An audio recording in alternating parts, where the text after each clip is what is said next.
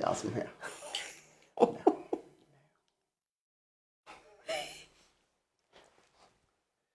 Good to make light for such a heavy topic. Okay, so we should be online. We're having some technical difficulties this morning. This is Between Two Services, where we always start off somewhat abruptly because we need a theme song, right? We need someone out there to write the Between Two Services theme song. Yeah. Should be jaunty and happy. Jaunty. What's really funny is I had all three of us were writing the theme song before, but we weren't actually streaming. No. So now they're like, oh no, we did that. Be happy you didn't see it. Okay. I thought it was pretty funny. Yeah. Anyways, this is Between Two Services, our one of our digital ministries at St. John's that we're still trying to figure out. I'm still trying to figure out exactly how to use this platform. We've had recently a lot of guests who've talked about the ministries of St. John's and then the Cathedral Domain, which is a broader ministry of the diocese.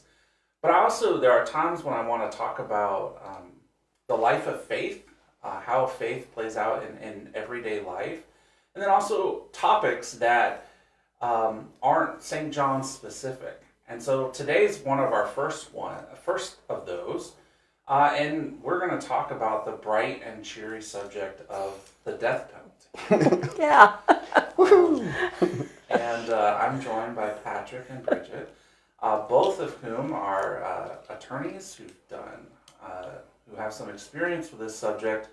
And I really want to start with Bridget because I think I don't know how many people know in the congregation really know how deep in the trenches you are and what an important role you play for our justice system. So can we start there? Sure. Well, I work at the Public Defender's Office. I am in the Capital Trials Branch. We have two divisions, East and West. I'm in the East.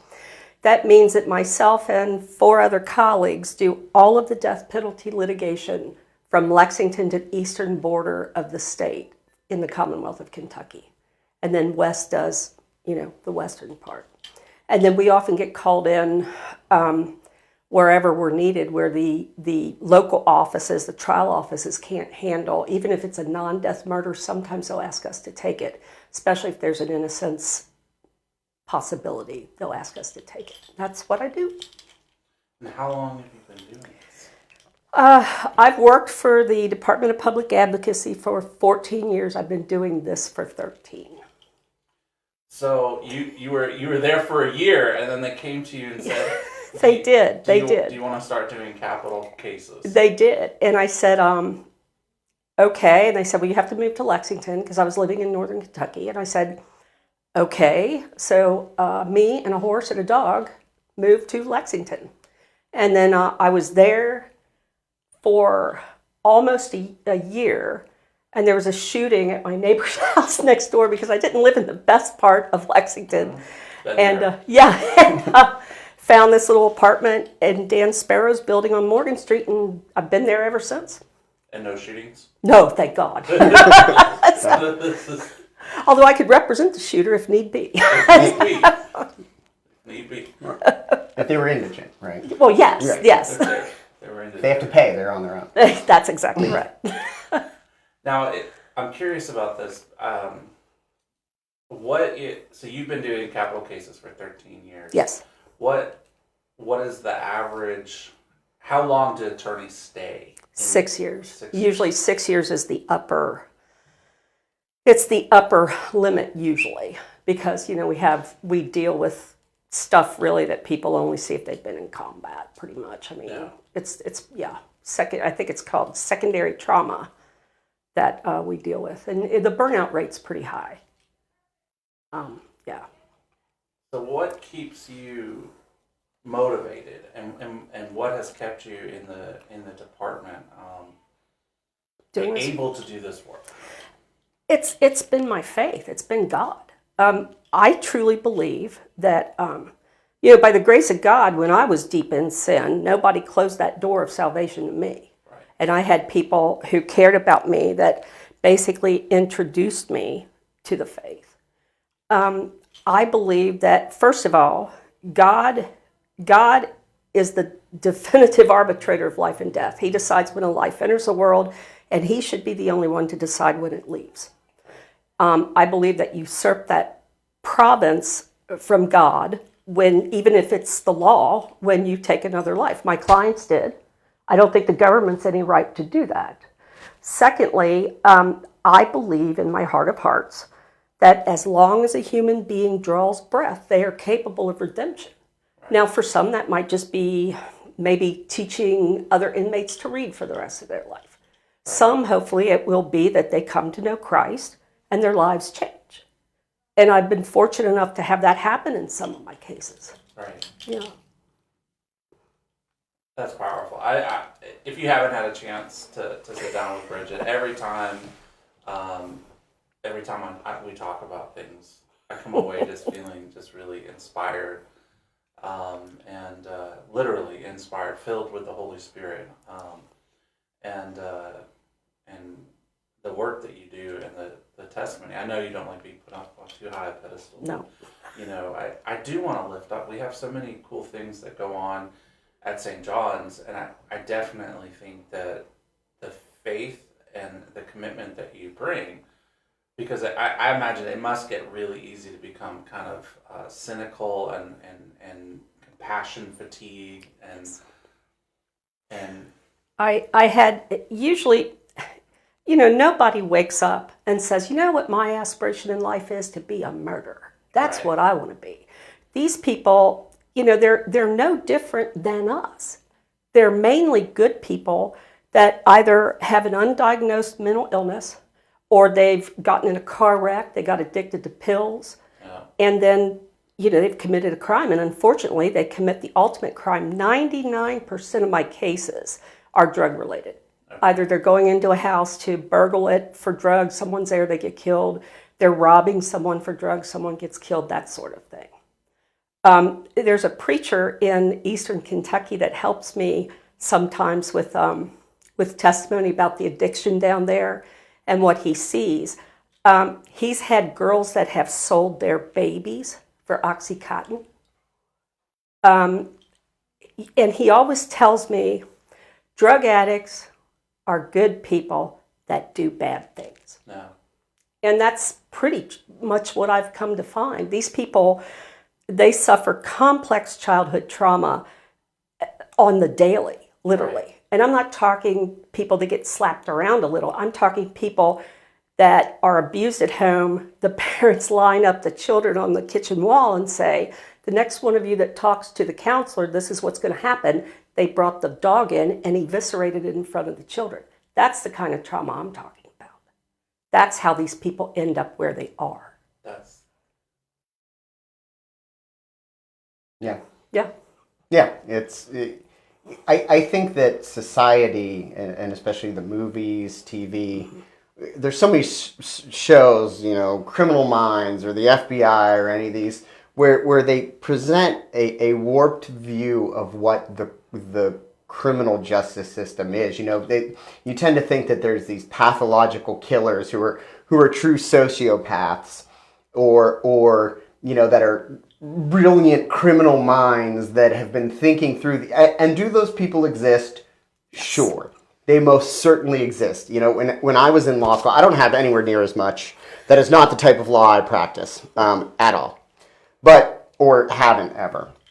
But when I was in law school, my wife Jillian took a class on criminal justice issues, kind of an interplay between the criminal justice system and society. And the professor who taught it was a defense attorney in Louisiana, in Baton Rouge, and he did a lot of capital cases. And one of the things they got to do as part of that class was to go visit Angola, which is the maximum security prison in New Orleans, or in Louisiana. It's where their death row is. And I got to accompany them, even though I wasn't a member of the class. And we got to meet with some of the death row inmates that were there. We got to go on death row. And there was one gentleman who was on death row. He was the most recent person who was placed on death row, and he was a true serial killer. Mm-hmm. Todd. His last name was Todd, and he had been convicted of killing multiple college-age women in the Baton Rouge area, and there was absolutely no doubt. And when you saw him there was no soul there. I mean, he looked through you as if you did not exist. I mean, No. that's the exception. Right. That's the exception. The wide majority of people were placed in a situation either because things broke down for them, as and the wide majority of, and I think Bridget would agree to this. The wide majority of even murder cases don't actually make it to the point where there's a death sentence or where that's even on the a possibility. Most murders are committed in a situation of heightened emotional state. You're in a fight with a family member. In fact, you're more likely to be killed by a family member than you are by somebody you don't know. That's very true. Because it's in situations of family dynamics, family discord, people get, an argument gets out of hand and somebody shoots somebody else or somebody, and so people plead down, and there's levels of charge in the criminal justice system. There's a difference between murder and manslaughter, and so there's most of the convictions and most of the incidents that result in some type of criminal death, they don't go to it. They don't come anywhere close to the death penalty or even oftentimes murder charge. No, the Supreme Court has stated that the death penalty is reserved for the absolute worst of the worst. Correct. And most of these are just drug deals gone bad. But because they're committed with an aggravated circumstance, robbery, burglary, that sort of thing, then they're bumped up to the death penalty. And it's really sad because the Commonwealth will use the death penalty as a sledgehammer. Yeah. And what people don't understand is a lot of times prosecutors will use it because they have an election and they want a death verdict so that they can go out there and tell everybody, oh, I got a death verdict. There's a lot of politics that play into it. And more African American and people, men of color, are facing the death penalty and actually get worse sentences and longer prison times than anyone else. Oh, very true. Yeah, the system is totally... There are unquestionable demographic differences in the imposition of the death penalty. Yes. And that is not something that's at debate. No, the ABA's actually written a study on it, and nothing's been done about it in the last 20 years. So. Well, and one of the interesting things is that I found, because my background with the death penalty is actually in when I got my master's degree was in the research that I did. It was very intermixed with the death penalty and how people determine their attitudes. Like, how do you get to where you fall on what you think about the death penalty? Yeah. And one thing that's interesting that I found, and most people don't get this deep into it, most people can probably intuitively identify how people think of the death penalty based on very different demographic positions. But one thing that's interesting is that the death penalty, you are much more likely to face the death penalty if you are a black male. Yes. Exactly. But you are almost unquestionably going to face the death penalty if you're a black male and your victim was a white female. Yes, exactly. Exactly. And you can't tell me that somewhere in there, whether it's de facto or de jure racism, that there isn't racism involved with that. No, there is. Because when it's two African American males, the death penalty isn't as common. No. When it becomes a little more common when the victim's a white man, but it becomes almost unquestioned when it's a white woman. Yes. But when it's two white women, no, it never comes up. Yes. And so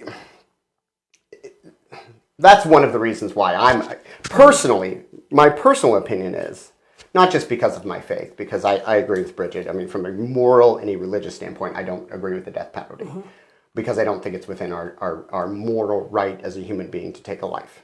But beyond that, I also don't like it because it doesn't work. No, it does not work. It's, everyone argues it's a deterrent. Well, if it were a deterrent, no one would be on death row. There would not be more and more people entering death row. It's not a deterrent, and it's not a deterrent because people that commit this offense are not doing it voluntarily and willingly. Correct. There's so much background that has brought them to that point that they couldn't have stopped it if they wanted to. Correct. My opinion is, and there are some people, the argument that's out there in the academic research about it is that realistically it's not a deterrent effect, that when you actually get to the majority of people's attitudes, it's a retribution effect. That's very... They want quote unquote vengeance. justice. They want vengeance. But they use the term justice. Yes. Yes. And the thing is, I always make an effort to reach out to victims' families. I pray for them every night, same as I pray for my clients. And a lot of times they're receptive to that. And the one thing, I just had a case that was finished, and the family came to me and said, we thought that there'd be some great relief.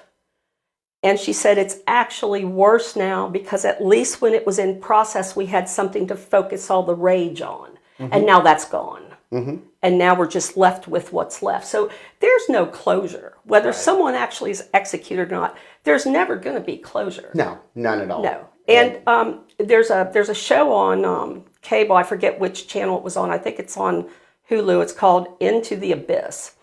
And it talks about the death penalty. And I would actually, suggest that people see that if they're interested in this topic, because their family members have gone to executions and have said just that. And the toll it takes on the executioners themselves. One gave up his pension and everything and just said, I can't do this anymore. Well, and it's interesting, the politicians, we have seen slowly but surely an erosion in support for the death penalty. Fewer and fewer states are, those that still have it on the books as an option are performing executions at a significantly lower rate. They're just not doing them. Even if people are convicted of it, they're just not doing it. All right. So that's one thing. And several states over the past decade or so have just abolished the death penalty. Yes, Virginia, Massachusetts did. I forget, there's a handful of others. Rhode Island. I would have thought, though, if Virginia did, we would have. But we haven't. No. And one of the reasons that they do is because it is if you don't want to look at the moral viewpoint, look at the dollars and cents. It makes absolutely no sense. The death penalty is an expensive option. And the reason is because it is such an extreme option for the state, you are given numerous appeals. And that process takes forever. Yeah, 9 levels, state and federal. Yeah. 9 levels. That takes forever. And so that whole time, you're incarcerated. And you're incarcerated in the most secure portion of the most secure prison in any state. Right.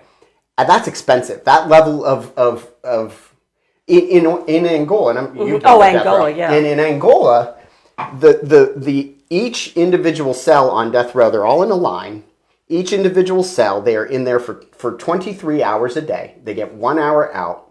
They get a shower once a week, and they have to stay in their cell. Their cells, the walls in there are thicker than the walls in the rest of the prison so that they cannot hear each other, so that they can't speak to each other.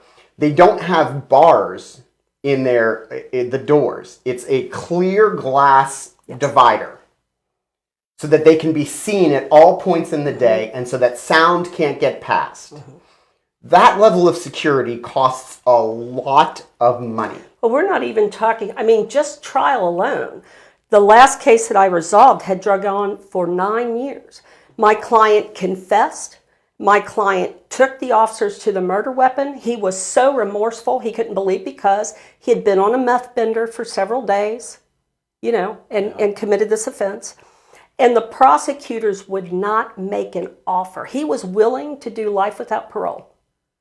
And they would not make an offer. So 9 years, we tallied up how much we spent on neuroscientist experts, all kinds of expert witnesses. Our salaries are $3 million, just shy of $3 million. Now, how many drug treatment facilities would that have funded? And it's how many after-school things would that have funded? Well, and that You gets, know? that gets to a broader argument of So that's how my clients become my clients. We can prevent this. yeah, if we choose not sure, to. Sure. Yeah. If we took the money that we're spending on this and put it into the front end of people's lives, making sure that children had early childhood education, that we beefed up support to social workers, beefed up support to drug treatment centers, fully funded kindergarten around the day. Yes, and this but case was we don't do that. This case was another drug deal gone bad. I mean, it wasn't that he went in and slaughtered 80 people. No, he killed his drug dealer. Yeah. And just shy of $3 million we spent on that. And they have now appealed the ruling that kicked the death penalty when we settled it. So now we're in appeals. Now that's going to be how much more money? And you all are paying that. I am with my taxes. You are, but you guys are paying that too. We're all paying it. Yeah. Yeah. And it's interesting to see that, the American Medical Association, about 7 years ago, maybe a little bit more, they said that people who are members of their organization, which means any doctor in the United States, cannot participate in an execution, that it violates their oath as physicians. They don't even have phlebotomists that actually do it. And that's one of the things, is you're seeing the medical community saying, we won't participate in this. Well, the whole reason we have the moratorium is because the drugs they utilized for execution Correct. are also the ones that they have to utilize to put people out for surgeries. Yeah. And the company that makes them is a European company. They're anti-death penalty, and they said, you guys keep doing this, we will stop exporting it to you. You will not have it. Yeah. That means no surgeries for anybody. Right. So they had to compound it, and they haven't been able to get it right. And the last few executions have been horrendous. Men lying on the gurney screaming.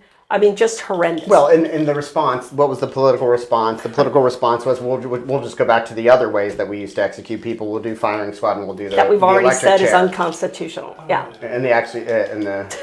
Or we'll just go back to hanging people. What a wonderful conversation for Sunday morning. Well, but you know what? It fits, though. It fits, because this is the time, Christ was crucified. Yes. Right. Which was public. In a sham trial. And we all know the saying, I wash my hands of his blood. Yeah. And frankly, as a society, I think we sometimes do that. We like to think, not going to happen to me, not going to be in my family. Well, and once we are able to view people, certain segments of society, as other, then they become less human. And Jesus never thought of anybody. He was on the cross, and a convicted felon who said, look, we're getting our just desserts because of what we did. Yeah. What did he say to him? You'll be with me today in paradise. He forgave him. Who would Jesus execute? No one. But that's the question. Who would Jesus? He wouldn't execute anyone. But I think the interesting thing is so many people think of criminals as the other criminal. Yes. Right. In that. The other Remember, person. the other criminal was begging, you let us down, you let us off. And they like to think that's what all the criminals are. That if you just let them go, they'll do it again. No. But that's... No. I mean, one of the problems is we call them departments of corrections and rehabilitation, and we don't rehabilitate people at all. No, we this don't. gets away from the death penalty. We don't correct anything. Yeah. But we don't. No, we don't. And the recidivism rate is immensely high because one of the problems is, for example, and this is something you might want to call your legislators about, there's a bill up that would remove, in the legislature right now, that would remove felons from eligibility for any state grant for education purposes. Any state grant. Insane. So they wouldn't be able to get GED things outside of prison. No. So when they're in prison, they could get the education. But if they get outside of prison, they no longer qualify. If this bill passes, they would no longer qualify for the Key Scholarship. They would no longer qualify for GED education unless, that's paid for by the state. None of it. They would be... How do you expect people to get back ahead? Well, it's so anti-gospel. It's like we've written these people off. They're dead to us. There's no hope for them. And, the message of Christ is a message of hope. Now there are some people who never, ever need to walk among us again. And I've represented some of those. But yes. And I have no problem with someone going to prison for the rest of their life. Some people need to do that. And I have no problem with that. But you cannot take a life. It's not ours to take. Right. It's not. It wasn't my clients to take when they did it. And government taking it, I don't believe it's any more right for them to do it. Well, especially So we're gonna. especially when there's so many mistakes in the system. Well, exactly. But what kind of sense does it make to kill a person to teach that person that killing is wrong? Right. It just doesn't. It doesn't make any sense. No. Well, I think that as a pastor, oftentimes when these conversations come up, people will say, "Well, I mean, if it happened to you and your family, you would feel differently." And I had to think and pray for a lot about my own feelings about the death penalty, and I've let all my family and friends know that I signed a Roman Catholic document called the Declaration of Life. It's run by an order of nuns, and it's never been tested, so I have no idea if it's going to help. But it basically is, if I'm ever murdered, and I don't want to be the first test case, so just throwing that out there. But if I'm ever murdered, and it lays out all these instructions for, don't. I want the district attorney not to pursue, or the Commonwealth attorney not to pursue the death penalty, prosecutors, et cetera, et cetera, et cetera. And because, and I've let all my friends and family know that, if you get yourself murdered, I'm going to have to eventually, weigh in to say, please don't do the death penalty for you. Because that's the whole purpose of our faith is that, of course, it would be normal to seek vengeance. It's always normal to seek vengeance. If you hurt me, it's normal to say, I'm going to hurt you back. But when you follow a Savior who tells you to turn the other cheek, when you come together as Christians and you say, forgive us our trespasses as we forgive those who trespass against us, then the whole purpose of our faith is to sort of discipline these really normal human emotions and to point us to a higher truth. And that is, retribution equals more retribution. My vengeance then results in your vengeance towards me. And the only way you stop that cycle is love and forgiveness. And we see that ultimately with Jesus on the cross. Yes. And that, for me, is always the pinnacle of, to me, I really would hope that Christians would prayerfully decide, I never want to be involved in a murder in any way, as a victim, as a family member of a victim, as a friend of a victim, or much less as a perpetrator, right? But if that were to happen, our faith is there for hard times. Yes. I don't want to get a cancer diagnosis. I don't want to be in a car accident. I don't want to have anything terrible happen to me or those that I love. But when it does, we don't just say, I'm going to chuck the faith and respond from basis human impulses, even if those impulses are understandable. One of the most powerful things I've ever seen, and one of the most Holy Spirit-filled things I've ever witnessed, was I had a client that killed 3 people. And the one mother of the girl that was killed, who was just at the wrong place at the wrong time, was a Christian. And she wanted to talk to my client after he pled.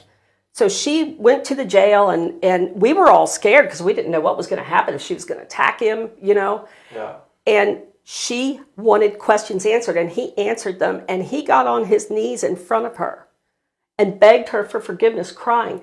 And she brought him into him, and they sat there with him sobbing in her lap and her stroking his hair and said, you're forgiven, it's all right, you're forgiven. And they have stayed in contact. And he's in prison for life, and they have stayed in contact. That is what Jesus preaches. And I got to see it right there. And it's not closure, which is, by the way, something you do to a door. You close Yes, the door. exactly. It's healing, right? It's healing, yes. Which is not easy, right? And for a lot of us, if you've ever been healed, all of a sudden you're left with scars. You're left with pain. Yes. You're left with aches that never go away, even after healing's occurred. It's not cut and dry easy. I'm sure it wasn't easy for either of them. No. But what No. a tremendous blessing and a sign For both of them. For both of them. So that's our faith right there. That's what we're called to do. And that's the reason why Jesus still has the stigmata after That's his right. resurrection, right? That's right. Is to show us that healing and resurrection That's right. doesn't like magically wash the pain away, but it does allow it to be transformed into something that's holier and more beautiful and life-giving. And when I actually go to trial on a capital case, I'm responsible for this person's life. I mean, this is the highest the stakes get for a criminal attorney. And there are only 3 Christians in my unit. One is a secretary, and the other is a girl that I co-counsel most of my cases with. We pray before we go to trial, and I'll tell you, we're at peace when we go. Because we know we trust God with our lives, then we have to trust Him with the life of our client. And it's a peace. It's a peace that I don't think many people get to have, that do this work. So No. I'm very grateful. I'm watching our control room. I know. person. I think we're going over, We're maybe. going overboard. This is a fascinating conversation. I hope that we could continue it and have, we've barely scratched the surface. But for those of you who didn't know, I mean, we've got some fantastic, brilliant people here at St. John's, including Patrick and Bridget. Thank you for coming on. Thank you for having us. Thank you for having us. Thank you for your, for standing in the breach for those who are literally probably the most stigmatized members of our society. They truly are the least among us. And so we give you thanks. Thank you. Give thanks to God for Amen. keeping you going for 13 years. I've got 3 more, Lord, so, Please pray for her. Yeah, pray and then for you me, get the please. retirement, right? Yes, and I get the retirement. And then, all right. Good morning. Thank you, everybody. Yes. That was really cool.